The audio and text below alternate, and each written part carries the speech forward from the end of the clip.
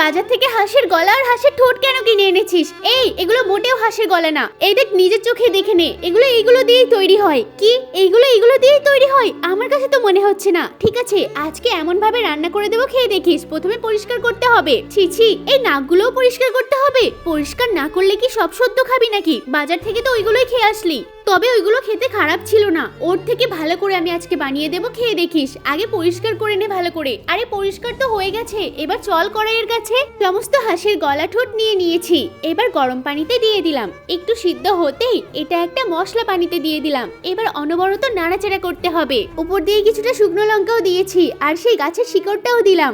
এই গাছের শিকড়টা কিন্তু একদম নুডলসের মতো খেতে লাগে, তাই না? হ্যাঁ, সে তো লাগবেই।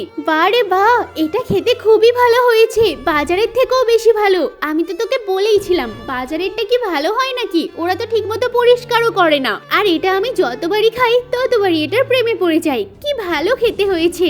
একটুই শেখরগুলো খাই, আহা পুরো নুডলস মনে হচ্ছে। এখন তো তোকে আমার প্রশংসা করতেই হবে, আমি খুব ভালো রান্না করি।